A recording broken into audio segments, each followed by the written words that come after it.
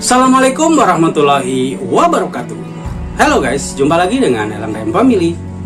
Nah guys, hari ini saya akan mengajar mata kuliah proses stokastik yang berada di Prodi Teknik Elektro. Pembahasan hari ini adalah kelanjutan dari materi kita minggu lalu ya, yaitu yang berhubungan dengan variabel acak. Kalau minggu lalu kita sudah mempelajari persoalan fungsi distribusi probabilitas dan fungsi kepadatan probabilitas. Hari ini kita akan bahas yang berhubungan dengan transformasi variabel acak dan akan kita lanjutkan dengan pembahasan soal. Nah, sebelum jangan lupa ya guys untuk subscribe dan bunyikan loncengnya guys ya, supaya channel kami semakin berkembang. Ayo guys, kita langsung menuju materi mata kuliahnya ya. Hari ini kita akan melanjutkan pembahasan materi kita di minggu yang lalu ya, yang berhubungan dengan variabel acak.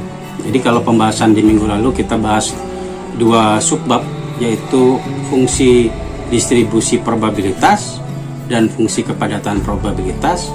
Maka fungsi distribusi probabilitas itu disimbolkan dengan F besar ya, dan fungsi kepadatan probabilitas disimbolkan dengan F kecil. Jadi ada hubungan antara fungsi distribusi dan fungsi kepadatan ya. Nah, kemudian pembahasan hari ini kita akan lanjutkan satu subbab, kemudian kita akan lanjutkan dengan contoh soal ya. Oke, kita lanjutkan pembahasannya. Kita mulai saja. Pada bab atau subbab yang ketiga ini kita akan bahas transformasi variabel acak ya. Proses transformasi variabel acak, kalau kalian perhatikan pada gambar ya, apabila kita punya variabel acak X, kemudian ada juga variabel acak Y, berarti variabel acak X ini kita sebut sebagai variabel acak asal, dan variabel Y adalah variabel acak tujuan. Nah, prosesnya adalah proses melakukan transformasi itu mengakibatkan variabel acak itu berpindah ya, bertransformasi dengan bantuan suatu fungsi yang kita sebut sebagai fungsi G ya. Jadi fungsi G itu menyatakan bagaimana suatu proses terjadi yang dihubungkan dengan variabel X, variabel acak X ya, pada fungsi G ya, pada fungsi G, sehingga nanti akhirnya kita akan dapatkan suatu persamaan Y sama dengan G pada suatu variabel. Jadi G dot, di sini ada titik ya, itu menyatakan D dot itu bisa menyatakan suatu variabel. Di pembahasan yang lalu sudah saya jelaskan bahwa variabel itu bisa menjadi variabel X, bisa menjadi variabel Y, bisa menjadi variabel Z, bisa menjadi variabel apa saja. Atau kalau kita berbicara tentang arus, maka kita berbicara tentang variabel I. Kalau kita berbicara resistor atau hambatan atau tahanan, maka kita berbicara variabel R. Kalau kita berbicara daya, maka variabelnya itu kita berbicara variabel V. Jadi simbolnya yang kita pakai ya. Dan demikian juga apabila kita berbicara variabel tegangan, maka variabelnya kita pakai simbol V, gitu ya. Nah, jadi proses transformasi seperti itu. Nah, sehingga pada waktu kita berbicara keacakan suatu fungsi, apakah itu fungsinya fungsi X, apakah fungsinya fungsi Y, ya, kita bisa ketahui nilainya. Ya. Nah, di sini dinyatakan ada suatu persamaan ya, bahwa ekspektasi dari Y, ekspektasi dari Y itu sudah kita kenal sebagai rata-rata Y, ya, rata-rata Y, atau bisa juga kita sebut sebagai keacakan dari suatu variabel acak, fungsi atau variabel Y, ya. Kalau Y itu adalah Gx, ya, kalau Y itu Gx, karena fungsi transformasi G itu membawa variabel X, maka variabel Gx, jadi Y sama dengan Gx. Nah, akibatnya apa? Akibatnya ekspektasinya merupakan ekspektasi Gx. Nah, kita sudah ketahui apabila kita ingin mencari rata-rata Gx sama juga dengan integral dengan batas tertentu. Gx ini kan dalam variabelnya ya, Gx dikalikan fungsi kepadatan yaitu fx dx, diintegralkan. Nah, kalau misalnya variabel Y-nya itu pangkat, variabel acaknya itu dalam pangkat tertentu, maka Gx-nya pun kita pangkatkan dia menjadi pangkat tertentu yaitu pangkat N.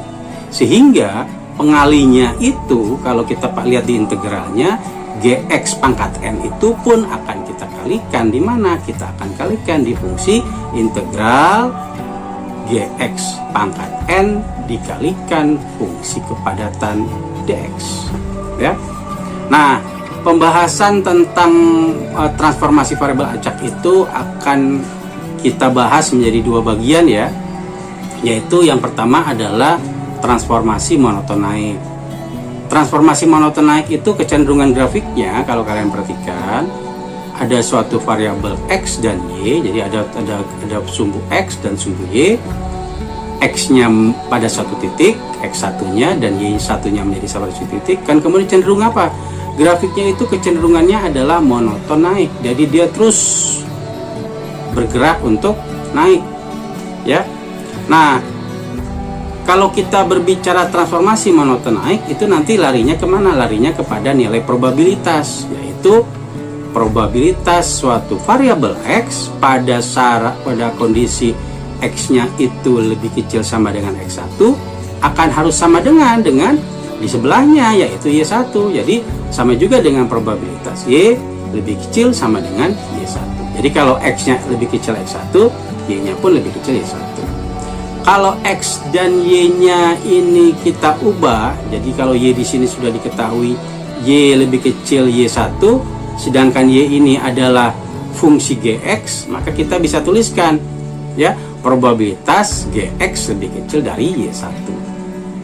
Nah, demikian juga apabila kita cari juga hubungan antara x ya. Nah, sehingga pada waktu kita selesaikan persamaan ini, kita akan dapatkan suatu kondisi di mana ternyata disebabkan nilai probabilitas x sama dengan probabilitas y pada titik tertentu mengakibatkan nilai apa ini? Fx besar nih. Ini yang kita sebut sebagai fungsi distribusi probabilitas. Gitu ya. Jadi di pembahasan di awal, pembahasan tentang fungsi distribusi probabilitas sudah dijelaskan. Apa yang dijelaskan? Sudah dijelaskan bahwa nilai fungsi distribusi probabilitas adalah nilai probabilitasnya itu sendiri. Artinya dia tidak boleh lebih dari 1 dan tidak boleh kurang dari 0. Berarti nilainya berada di antara 0 sampai 1. Tidak boleh negatif, itu maksudnya ya. Nah, sehingga pada waktu kita diferensialkan ya, kita diferensialkan fungsi kepada fungsi distribusi y dan fungsi distribusi x ya, ini menyatakan apa? Ini menyatakan turunannya pun akan mendapatkan nilai yang sama ya. Jadi kalau fungsi distribusinya ini saya turunkan terhadap variabel y ataupun pada variabel x, mendapatkan nilai yang sama. Karena apa? Karena sifat dari transformasi monoton naik. Nah, kemudian yang selanjutnya, jadi kata kuncinya itu sebetulnya di sini ya, di rumus terakhir ya. Jadi proses mencari fungsi kepadatan y, fy, y kecil, jadi fungsi kepadatan y ya, itu kita dapatkan dari apa? Kita dapatkan dari turunan fungsi distribusi terhadap variabel-variabelnya, apakah diturunkan terhadap y atau diturunkan terhadap x ya. Sehingga kalau di sini menyatakan bahwa diturunkan dia terhadap y masing-masing, apakah yang fx, apakah yang fy ya, mengakibatkan kita dapatkan persamaan umum. Lihat yang bagian bawah ya, saya lebih fokus ke sini karena ini yang persamaan ini akan kita pakai ya, bahwa ciri fungsi kepadatan transformasi monoton naik itu adalah ya, untuk fungsi kepadatannya. Jadi kalau saya katakan fy kecil, itu fungsi kepadatan variabel y adalah fungsi kepadatan variabel x dibagi apa? Dibagi gx ya. Gx itu apa? Gx itu adalah y. Kalau ini adalah gx diturunkan, berarti kita mencari turunan pertama dari fungsi y, gitu ya. Jadi kalau kalian perhatikan di sini keterkaitannya erat ya. Kalau kita mau mencari fungsi kepadatan y, maka kita harus memiliki fungsi kepadatan x, dan karena di sini variabelnya y, dan Y sama dengan GX, kalau kita cari Y aksen, maka di sini kita cari GX aksen. Ya, karena Y sama dengan GX. Oke ya, itu yang pertama ya. Yang kedua adalah transformasi monoton turun. Nah, kalau kalian sudah perhatikan, sudah pasti membayangkan grafiknya seperti apa. Grafik transformasi monoton turun itu pada sumbu X dan Y, grafiknya itu kecenderungannya apa? Kecenderungannya itu dari kondisi awal dia ada di atas, kemudian perlahan-lahan berdasarkan perubahan variabel X, maka nilai Y-nya akan menurun. Jadi X-nya meningkat, Y-nya menurun. Nah, kalau di grafik monoton naik di atas, saya kembali lagi, ini kita lihat pada suatu kondisi ya, nilai X dan Y itu sama, tetapi pada kondisi tertentu ya, ini acak ya, jadi tidak selalu grafiknya mendekati ini ya, jadi bisa ke arah yang lain gitu. Tapi kecenderungannya adalah pada waktu terjadi perubahan X dan Y, maka berdasarkan waktu terjadi juga perubahan X dan Y yang lain ya. Nah, tapi kecenderungannya grafiknya monoton naik.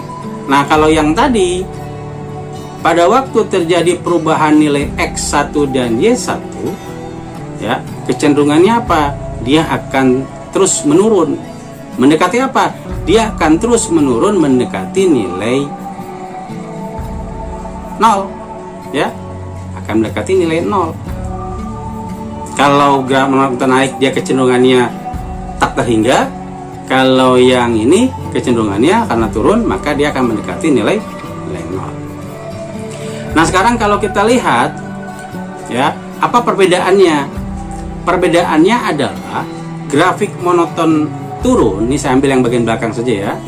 Grafik monoton turun itu pada waktu kita ingin cari fungsi kepadatan Y adalah fungsi kepadatan X dibagi turunan pertama dari fungsi GX dinegatifkan. Nah, gitu ya. Ini bedanya ya. Kalau yang monoton naik itu dia positif GX-nya, GX dotnya ya, atau GX turunan pertamanya, sedangkan yang di monoton turun negatif. Nah, karena itu di dalam persamaan umumnya pada waktu kita mengatakan ada transform secara umum ya, maka nilai G turunan pertamanya itu, GX turunan pertama itu di harga mutlakan ya. Jadi kalau dia positif kita dapatkan nilai monoton naik, berarti kalau dia negatif kita negatifkan, maka dia adalah transformasi monoton turun ya. Nah, kemudian yang selanjutnya kombinasi. Yang ketiga adalah kombinasi, artinya transformasinya itu naik turun, bisa naik turun, bisa turun naik ya. Nah, kalau kita lihat di sini dia transformasinya berdasarkan grafik ini ya. Jadi pada kondisi Y0 nilai X-nya itu bisa macam-macam ya. Kita lihat yang beririsan.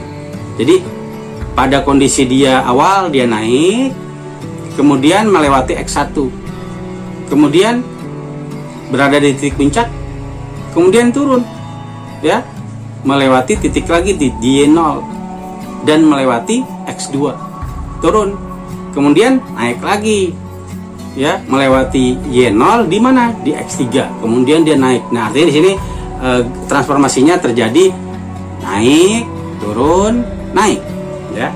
Tapi kita informasikan tidak selalu sesuai dengan grafiknya, tapi kita bilang transformasi naik turun naik atau naik turun ya. Nah, tapi intisarinya kombinasinya bisa bervariasi tergantung data grafik acak yang kita miliki. Nah, sekarang kita lihat bagaimana kalau transformasi monoton naik turun ya. Jadi probabilitas dari event Y lebih kecil sama dengan Y0 itu sama dengan probabilitas dari event X yang memberikan nilai Y lebih kecil Y0. Sehingga nilai fungsi distribusinya, ini F besar ya, fungsi distribusi Y pada saat Y0 itu sama juga dengan nilai probabilitas Y lebih kecil Y0 atau nilai probabilitas X ya, dengan syarat Y-nya lebih kecil Y0. Nah, karena itu pada waktu kita mau membuat hubungannya dengan fungsi kepadatan, kita cari apa? Kita cari integralnya. Jadi kalau kita punya fungsi kepadatan X terhadap dx, kita integralkan, maka kita dapatkan fungsi distribusi, ya, F besar. Jadi itu hubungannya ya. Nah, sehingga pada kondisi tertentu, kalau kita berbicara naik turun, maka naik turunnya itu kita perhatikan kapan dia naik, kapan dia turun, sehingga fungsi umumnya sama. Tapi di sini dalam harga mutlak ya, ada sigma. Sigma itu berarti penjumlahan. Pertama adalah pada waktu, jadi ini kalau kita lihat I-nya dari 1 sampai 3. Misalnya kalau tadi kan grafiknya naik, turun, naik, ya kan? Pada waktu dia naik, G aksennya positif. Pada waktu dia turun, G aksennya negatif. Pada waktu dia naik lagi, G aksennya positif. Seperti itu ya. Karena itu di sini dalam kondisi nilai harga mutlak. Artinya persamaan ini fleksibel, bisa kita pakai untuk kondisi transformasi naik turun. Ya, tergantung grafiknya. Jadi kita baca grafik baik-baik pada suatu kondisi. Kenapa sekarang grafik tadi dinyatakan pada nilai setting point, misalnya setting pointnya di Y0. Nah, maka di sini kita lihat kalau dia di Y0, X keberapa yang mau kita cari? Apakah X1, X2 atau semuanya? Gitu ya. Nah, berarti kalau dalam satu grafik kita bisa hitung dalam rentang waktu tertentu. Nah, ini nanti ada pembahasan soal, kita lihat ya. Ya, satu-satu. Nanti pembahasan contoh soal ini pun akan saya detailkan ya, pembahasannya di catatan kuliah. Ya. Kalau misalnya di sini masih kurang jelas, akan saya jelaskan kemudian. Tegangan dari suatu sumber memiliki min 220 volt dan variannya 100 volt kuadrat. Tegangan ini digunakan untuk beban 1 kilo ohm. Nah, ini persoalannya bebannya ini beban tunggal, ya. Bebannya beban tunggal. Kalian harus perhatikan teknis perhitungan resistor, ya. Kalau bebannya beban tunggal, bisa memungkinkan bebannya diparalelkan, bisa memungkinkan bebannya diserikan, bisa memungkinkan bebannya dikombinasikan. Jadi ada beban atau resistor yang rangkaiannya tersusun seri paralel. Bedakan ya, bedakan dengan perhitungan keandalan. Beda, walaupun simbolnya kita pakai R yang sama. R di keandalan itu adalah reliability. Kalau di beban, ya, ini berhubungan dengan resistor, ya. Jadi kalau bebannya 1 kilo ohm, tentukan rata-rata daya yang diserap oleh beban tersebut. Nah, kalau kita berbicara simbol, boleh kalian pakai simbol yang biasa. Misalnya, saya punya rata-rata tegangan min 220 volt, maka saya bilang voltnya itu saya pakai V, maka EV. Ya. Kemudian varian itu tau kuadrat. Ya, kita sudah kenal ya, varian itu tau kuadrat, karena itu satuan 100-nya ini ada kuadratnya, ya, volt kuadrat. Oke ya, ditanyakan tentukan rata-rata daya. Rata-rata daya berarti EP, gitu ya, EP. E itu ekspektasi, P itu daya, ekspektasi daya, EP itu sama juga dengan rata-rata daya yang diserap beban. Nah, sekarang klausalnya nanti akan saya jelaskan lebih lengkap dari mana persamaan ini berasal. Tapi sebetulnya tidak terlalu sulit juga bagi kita dengan menggunakan persamaan. Kalau kita punya arus dan punya beban atau resistor, maka kita bilang V adalah I kali R. Ya, kalau kita ingin mencari daya, maka kita harus punya arus dan tegangan, V kali I. Ya, jadi V kali I itu adalah daya. Nah, maka hubungan ini muncul nih, ya. Daya adalah tegangan dikuadratkan dibagi dengan beban. Kalau R-nya itu adalah 1 kilo, 1 kilo itu sama juga dengan 10 pangkat 3. Kalau dinaikkan ke atas, dia menjadi 10 pangkat min 3. Kalau variabel tegangannya diganti menjadi X, menjadi X kuadrat, gitu ya. Nah, sehingga kalau kita tahu daya sama dengan 10 pangkat min 3 tegangan di pangkat 2, kalau tegangan kita ganti X, daya menjadi Y, maka ekspektasi Y sama juga dengan 10 pangkat min 3 ekspektasi X kuadrat. Ekspektasi X kuadrat itu adalah rata-rata dikuadratkan. Nah, ini ya, itu apa itu? Itu adalah varian ditambah dengan rata-rata dikuadratkan. Itu yang ada hubungannya dengan pembahasan sebelumnya, nanti saya akan ulangi lagi ya. Nah, ini nanti kita dapatkan nilainya, misalnya hasilnya adalah setelah dihitung 48,5 watt. Ya. Nanti akan saya bahas. Yang kedua ada lagi soal. Ini soalnya memang begini ya. Pada waktu kita membahas suatu catatan, apakah dari buku, ini karena sumber literaturnya pun ambil dari buku, maka disalinlah sesuai dengan bukunya tanpa ada perubahan ya. Tapi dalam percatatan kuliah, nah titik-titik ini akan kita cari ya. Ada yang hidden itu yang akan kita keluarkan seperti apa dia. Nah, yang kedua adalah tegangan acak dengan distribusi uniform antara 210 sampai dengan 230 volt. Digunakan untuk mensuplai beban 1 kilo ohm. Tentukan rata-rata daya yang diterima beban tersebut. Tentukan fungsi kepadatan probabilitas daya pada beban. Berapa probabilitas beban tersebut menerima daya lebih dari 50 watt. Nah, ini ada 3 pertanyaan ya. Ini pun nanti soal ini akan saya bahas di catatan kuliah. Tapi akan saya jelaskan apa yang tercantum di sini dulu ya. Nah, pertanyaan pertama adalah rata-rata daya. Rata-rata daya itu kita sebut sebagai EP, ya. E ekspektasi P daya, rata-rata daya.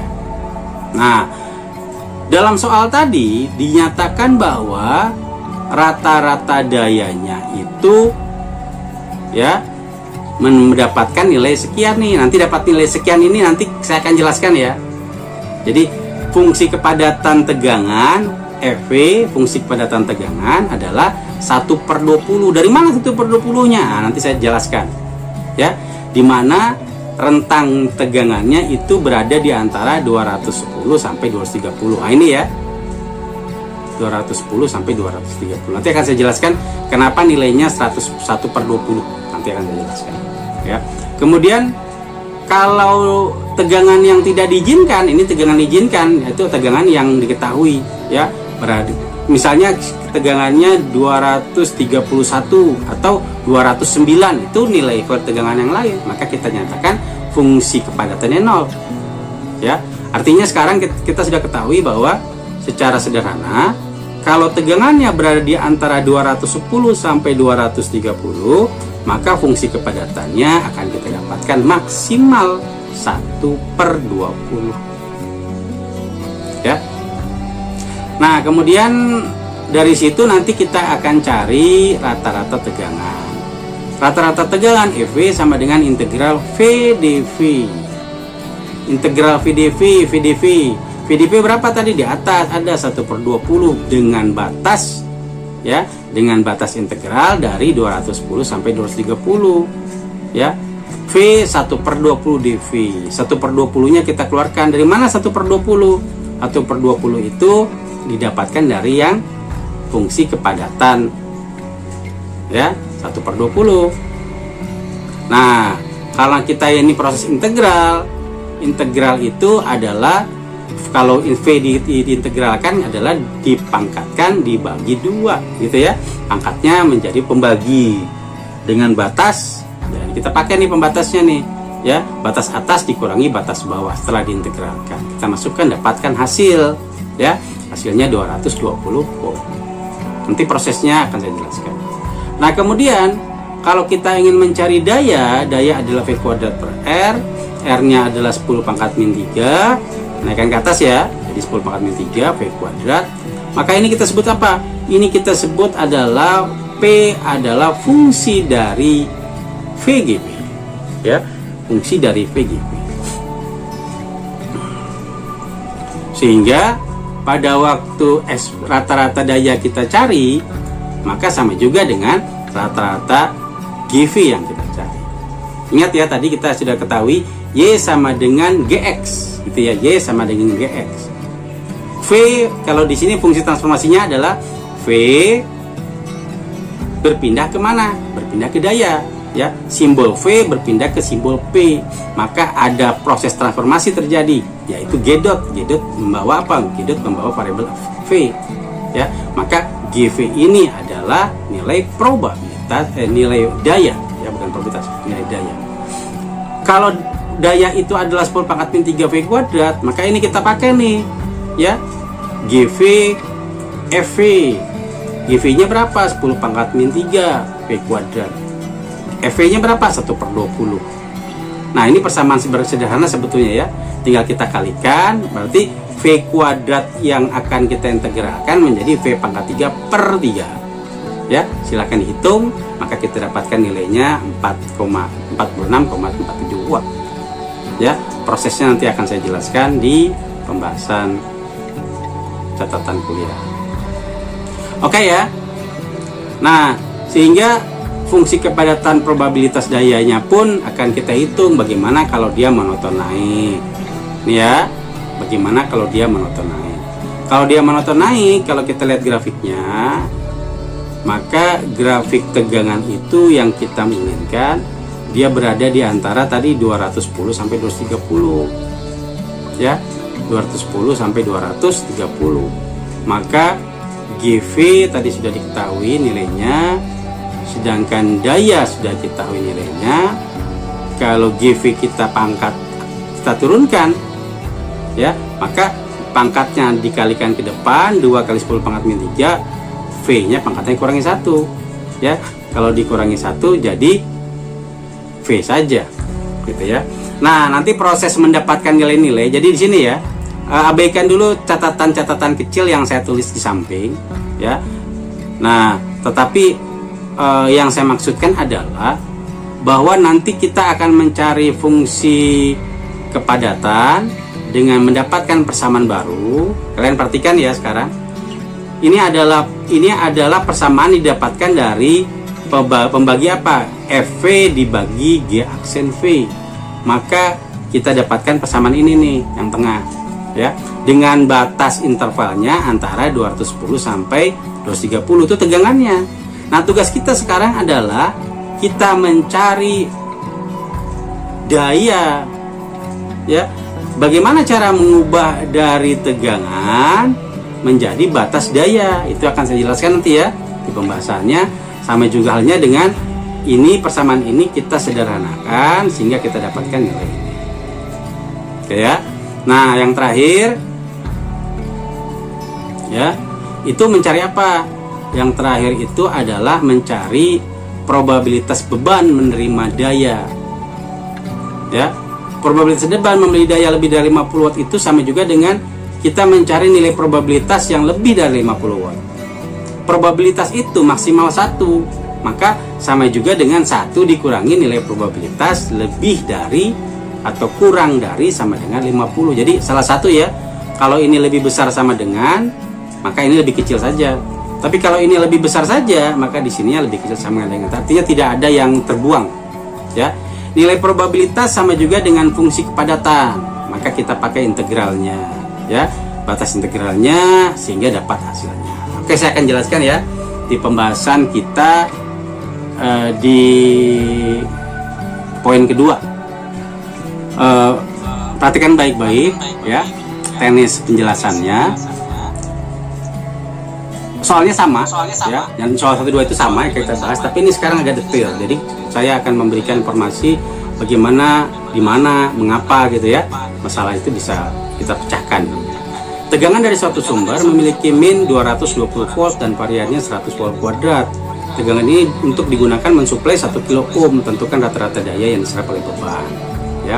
Nah, dari soal tersebut kita ketahui rata-rata tegangan itu bisa kita sebut sebagai V bar atau X ya, EV ya, variabel X nya kita ganti menjadi V. Jadi EV ini kita sebut sebagai rata-rata. Jadi kalau nilai berapa? 220 volt. Varian simbolnya apa? Tau kuadrat. Jadi 100 volt kuadrat ya, 100 volt kuadrat. Kemudian beban R 1 kilo ohm. Ditanyakan adalah berapa rata-rata daya atau EP. Oke ya, berapa rata-rata daya atau EP. Nah, sekarang kalau kita ingin mencari penyelesaian ini, maka kita lihat hubungannya. Tegangan itu adalah arus dikali beban. dan daya itu adalah tegangan dikali arus. Kalau kita ambil hubungan arus dengan arus, maka di persamaan pertama arus itu adalah tegangan dibagi bebannya. Di persamaan kedua yang berhubungan dengan daya, arus itu adalah daya dibagi tegangannya. Maka kalau I sama dengan I, arus sama dengan arus pertama adalah V per R, arus kedua adalah P per V. Maka kalau kita ingin mencari apa hubungannya daya itu adalah V dikuadratkan, V dikali V, jadi V yang bawah ini P ini ya, kita pindahkan ke ruas kiri, nanti kita putar balik, maka kita dapatkan V kuadrat per R. Daya dikuadratkan dibagi dengan bebannya. Kalau bebannya adalah 1 kilo ohm, 10 pangkat 3, kita naikkan ke atas jadi 10 pangkat min 3, menjadi apa? 10 pangkat min 3 V kuadrat. Oke ya, yang saya kasih kotak warna merah. Nah, kemudian kita lihat varian di dalam pembahasan sebelumnya sudah kita ketahui, varian itu simbolnya tau kuadrat. Tau kuadrat atau varian itu sama dengan apa? Sama dengan ekspektasi atau rata-rata X kuadrat. Rata-rata X kuadrat dikurangi apa? Dikurangi rata-rata dikuadratkan. Ya, kalau X kuadrat dirata-ratakan, maka kita dapatkan X kuadrat bar dikurangi X bar kuadrat. Jadi beda ya antara pernyataan yang pertama dan yang kedua. Yang pertama itu adalah rata-rata dari X kuadrat, ya. Kalau yang keduanya adalah rata-rata dikuadratkan, gitu ya. Rata-rata suatu nilai dikuadratkan. Kalau ini kan rata-rata suatu nilai diekspektasikan atau dicari rata-ratanya. Nah, persamaan pertama itu kita sebut apa? Kita sebut sebagai daya. Persamaan yang kedua itu kita sebut sebagai rata-rata dikuadratkan. Ingat ya, rata-rata dikuadratkan. Oke ya. Jadi clear persoalan kita. Nah, sekarang kita gunakan persoalan varian di pembahasan lanjutan.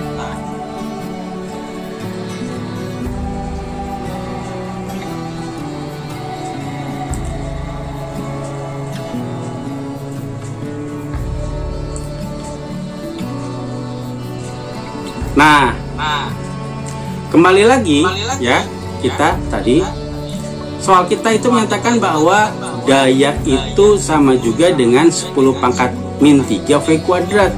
Kalau saya ekspektasikan daya, maka V pun saya harus ekspektasikan. Maka kita tuliskan ekspektasi P sama dengan 10 pangkat min 3 ekspektasi V kuadrat. Ekspektasi itu adalah rata-rata. Jadi rata-rata daya sama juga dengan 10 pangkat min 3 dikali rata-rata tegangan dikuadratkan, gitu ya.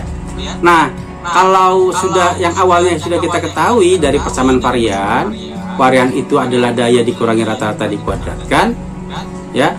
Dan rata-rata dikuadratkan itu adalah yang berhubungan dengan tegangan, karena sekarang kita mau pakai simbolnya ya. Maka kalau V saya X saya ganti menjadi V, sama juga dengan apa? Sama juga dengan V variannya adalah 100, kemudian X kuadratnya ini yang akan kita cari, ya, dikurangi rata-rata itu berapa tadi? Rata-ratanya itu 220 volt. Maka kita hitung min 220 dikuadratkan. Nah, sekarang kalau kita dari persamaan ini mau kita cari ekspektasi X kuadrat, ya, kita dapatkan 100 ditambah dengan 220 kuadrat, ya. Maka nilai ini kita masukkan, X kuadrat ini kita masukkan untuk menggantikan nilai apa? EV kuadrat. Karena di sini X ini nanti sudah harus kita ganti menjadi V dikuadratkan, ya. Nah, sehingga persamaannya kita dapatkan. Nah, ini sekarang udah jelas nih. 10 pangkat min 3 dikali 100 ditambah 220 kuadrat. Kalau kita hitung kita dapat 48,5 watt. Ini yang kita sebut sebagai ekspektasi daya atau EP atau rata-rata daya. Oke ya. Nah, sehingga pada pembahasan sebelumnya pun sudah saya informasikan, kalau kita bermain di daya kita dapat rata-rata daya atau ekspektasi daya. Kalau kita bermain di arus I, maka kita akan dapatkan EI atau rata-rata arus. Kalau kita bermain di beban, kita dapatkan ER, maka itu kita sebut sebagai ekspektasi beban. Ya. Nah, sama juga dengan tegangan. Ya, EV itu kita sebut sebagai rata-rata tegangan. Nah, kita lihat di sini ya. Ini sudah saya jelaskan di minggu lalu juga, ya. Jadi persoalan daya, arus, beban, tegangan, maka kita pakai simbol-simbolnya P, I, R, V, ya. Nah, maka pada waktu kita ingin mencari rata-rata daya, apakah rata-rata arus, apakah rata-rata beban, apakah rata-rata tegangan, maka kita pakai simbolnya, ya, EP, EI, ER, dan EV. Bisa juga kita pakai bar, ya, P bar, I bar, R bar, dan V bar. Ya, itu artinya sama juga rata-rata atau rata. Ya. Nah, sehingga biasa juga di dalam buku atau literatur kita pakai titik E dalam kurung titik. Titik itu menyatakan apa? Titik itu menyatakan variabel yang bisa apa saja. Apakah berbicara tentang variabel X, variabel Y, variabel Z, atau berbicara tentang daya, arus, beban, tegangan, gitu ya.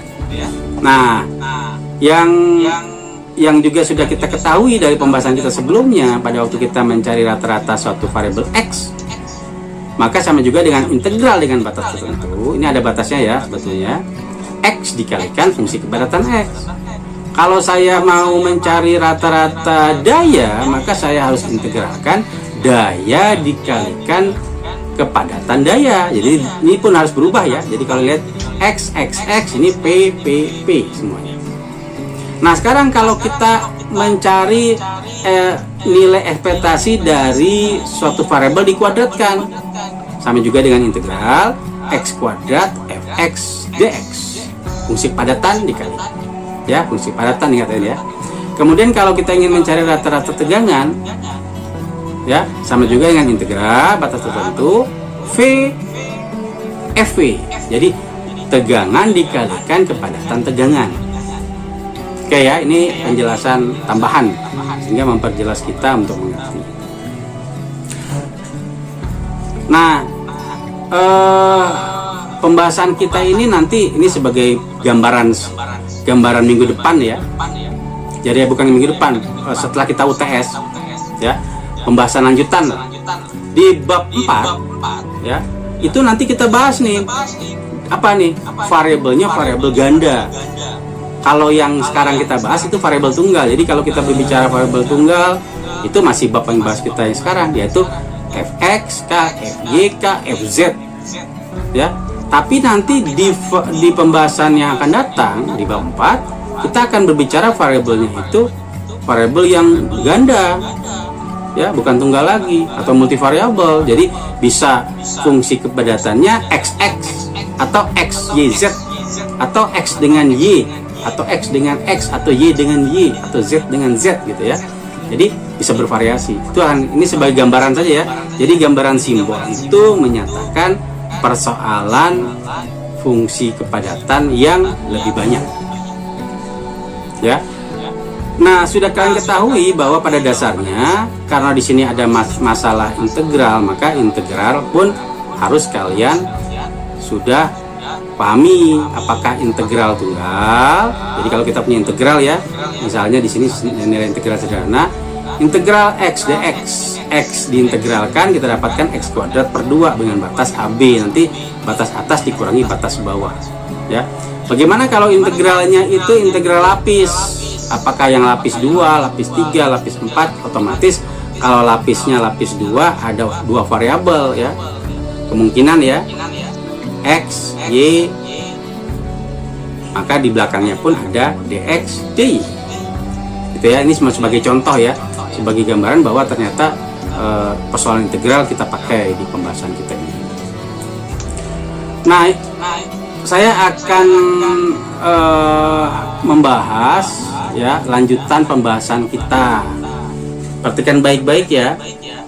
Di pembahasan kita tadi ya,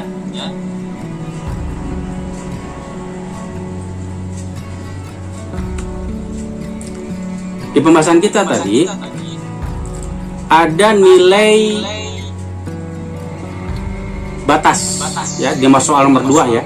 Di soal nomor 2. Jadi nilai tegangannya itu yang kita inginkan adalah yang warna merah ini, yang saya arsir. Lihat ya, yang saya arsir. Jadi kalau kita berbicara tegangan ada 210 sampai 230, ini yang diinginkan ya. Nah, yang diarsir oleh saya ini mempunyai nilai probabilitas 1 maksimum ya. Kalau berada di luarnya, apakah di sebelum 210 atau setelah 230, maka nilai probabilitas sistemnya 0 masing-masing. Ya, misalnya nilai 209 atau misalnya 231, itu 0 nilai probabilitasnya. Kalau kita lihat jarak ya, selisih antara 210 sampai 230, berapa selisihnya? Selisihnya 20 ya. Kalau kita ingin menghitung, anggaplah ini merupakan suatu persegi panjang dan ini adalah bagian panjangnya 20, berapa lebarnya bila kita ingin hasilnya 1 gitu ya. Ini logika cara menghitung cepatnya ya. Berapa cara dapatkan nilai 1? Kalau panjang dikali lebar sama dengan 1, panjangnya adalah 20, maka lebarnya harus 1/20. Supaya apa? Supaya nilai probabilitasnya nanti menjadi 1. Jadi kalau yang saya buat arsiran dalam segi 4 ini adalah nilai probabilitas totalnya. Kalau daerah panjangnya itu 20, maka daerah lebarnya harus 1/20. Seperti itu ya. Maka 1/20 ini kita pakai di mana? 1/20 ini kita pakai di pembatas fungsi kepadatan probabilitas ya, untuk tegangan ya. Silakan nanti dicek kembali ya. Sehingga pada waktu kita ingin mencari nilai dayanya ya, nilai dayanya ini daya adalah 10 pangkat min 3 V kuadrat ya, 10 pangkat min 3 V kuadrat. Kalau V kuadrat itu adalah apa? Daya per 1 pangkat min 3. Atau kalau saya pindahkan pangkatnya menjadi akar P pangkat 10 pangkat min 3. Kalau 10 pangkat min 3 ini saya pindahkan ke atas, dia jadi 1000 gitu ya. Akar 1000 berapa akar 1000? Akar 1000 adalah 31,62 ya. Kalau pangkatnya ini akarnya kita pindahkan ya. Kalau V kuadratnya kita pindahkan. Jadi V itu adalah akar dari 10 pangkat 3 dikalikan akar P. Akar P itu apa? Akar P itu 10 pangkat setengah. Nah, ini kita pakai nih ya, 31,62 pangkat setengah P pangkat setengah, ini kita pakai. Nah, kemudian ini cara mendapatkan yang lain adalah tadi saya katakan bagaimana cara merubah nilai tegangan, interval tegangan menjadi daya. Kalau tadi sudah kita ketahui interval tegangan yang diizinkan adalah 210 sampai 230, itu berhubungan dengan tegangan, maka karena tegangan itu sama juga dengan 31,6 V kuadrat ya, saya naikkan lagi, lihat ini ya, V sama dengan 31,6 akar P atau P pangkat setengah ya. Maka ini kita pakai nih persamaan ini nih, kita ubah dia. Jadi lanjutannya intervalnya berubah menjadi 31,6 P pangkat setengah, itu berada di antara 210 sampai 230. Nah, sekarang kita ambil penjelas satu-satu ya. Lihat yang warna biru, lingkaran warna biru. Ini kayak saya ambil ini pembahasan mata kuliah awal nih, matematika awal ya. Kita ambil untuk menyelesaikannya. Bila 210 sama dengan 31,6 P pangkat setengah, maka P pangkat setengah adalah 210 per 31,6. Kalau pangkat setengahnya ini saya pindahkan ke ruas kanan, dia jadi kuadrat ya. Jadi kita hitung 210 per 31,6 dikuadratkan dapat berapa nilainya? Oh, dapat dayanya 44,16 watt. Ya, 46,1 watt. Oke, kita ambil nilainya nanti ini ya. Kita ambil nilainya ini 44,16 watt. Kita ambil sekarang yang lingkaran warna merah. Ya. Yang warna merah kemudian kita pindahkan ke sini. Bila 31,6 kali 10 pangkat setengah itu adalah 230, maka P pangkat setengah adalah 230 per 31,6. Kalau pangkat setengahnya saya pindahkan ke ruas kanan, dia menjadi kuadrat. Kalau ini kan akar ya. Sehingga kita dapatkan nilainya adalah 52,98 watt. Lihat ya, saya lingkari ini. Jadi sekarang persamaan ini bisa kita sederhanakan menjadi titik-titik lebih kecil sama dengan P. Jadi P itu berada di antara dua titik-titik. Berapa titik-titik itu? Titik-titik itu adalah yang pertama sudah kita hitung 44,16.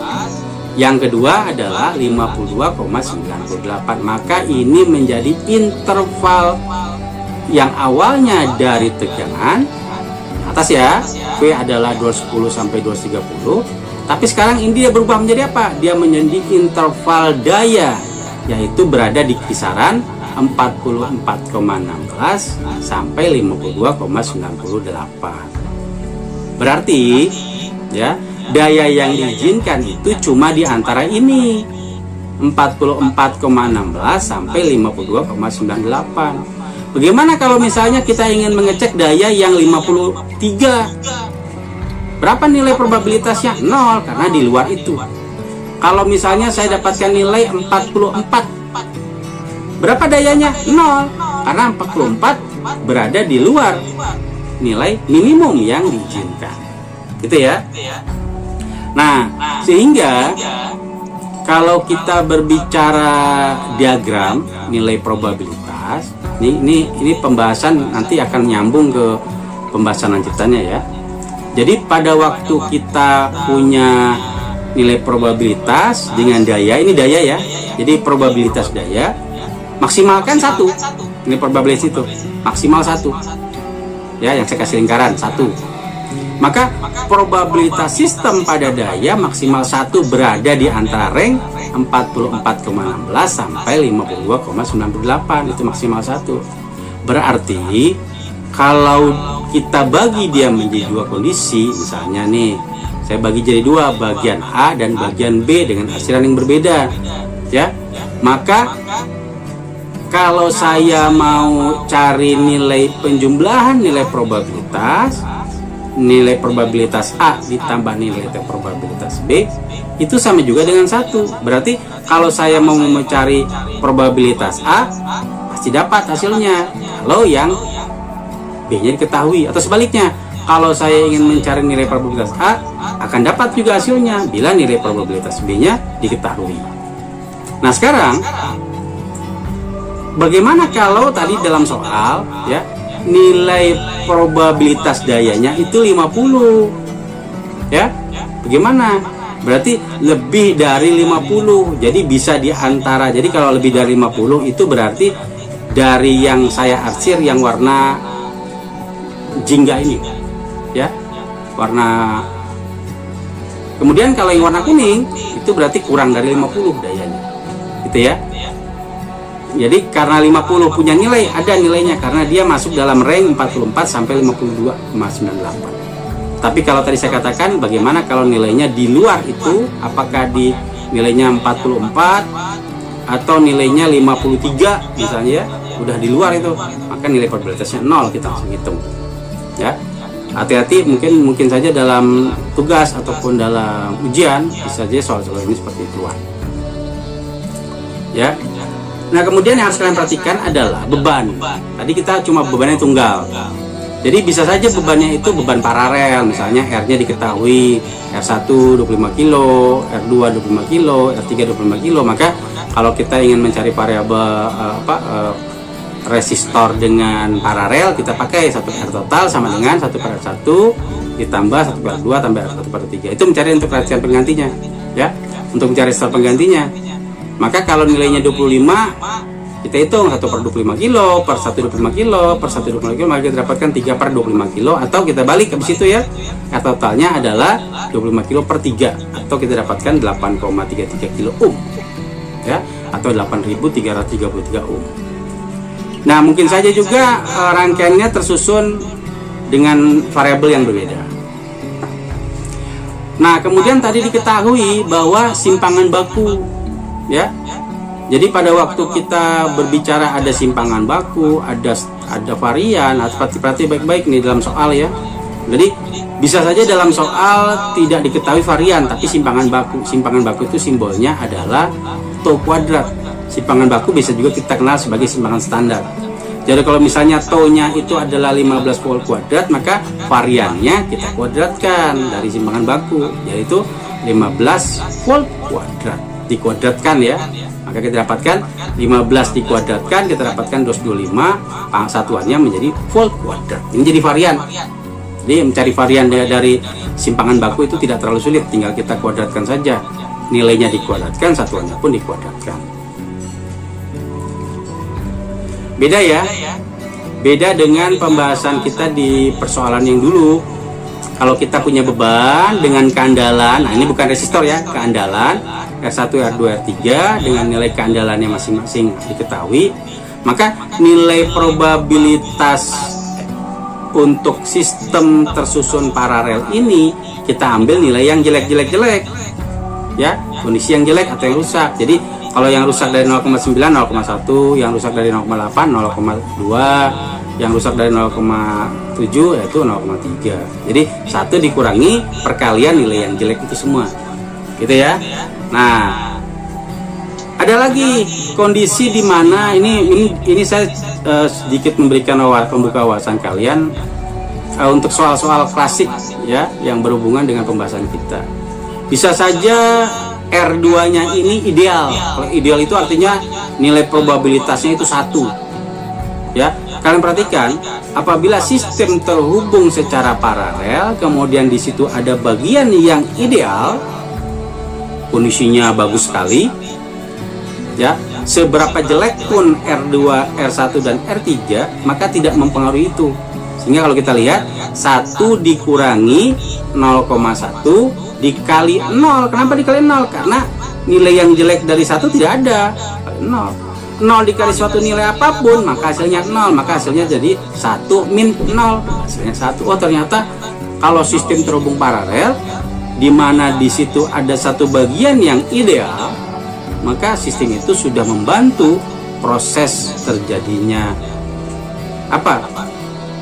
reliability system secara total maksimal ya.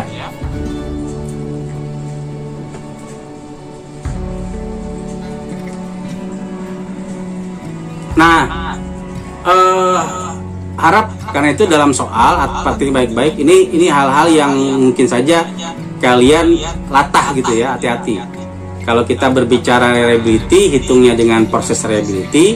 Kalau kita menghitung resistor yang harus dicari paralelkan, maka hitunglah sesuai dengan prinsip rangkaian listrik. Oke ya, seperti ini. Ini ada contoh yang sama seperti tadi. Ya, tapi misalnya ini R-nya 4, berarti R4 adalah 1/R1 plus 1/R2 plus 1/R3 sampai 1/R4. Ya, jangan lupa kalau resistor disusun secara paralel, setelah kita hitung kita balik ya, karena itu adalah nilai dari 1/R total. Jadi untuk mendapatkan R totalnya, kalau awalnya 4/10 kilo menjadi 10 kilo per 4, mendapatkan 2,5 kilo ohm. Ya, ini soal-soal yang berhubungan. Bagaimana guys pembahasan materi kita hari ini? Semoga bisa dimengerti ya. Yang suka dengan konten kami, silakan like, komen, dan share ke sosial media kalian. Dan jangan lupa untuk subscribe dan bunyikan loncengnya guys ya, supaya channel kami semakin berkembang. Saya tutup dengan ucapan wassalamualaikum warahmatullahi wabarakatuh. Jumpa lagi dengan konten kami yang lain. Terima kasih.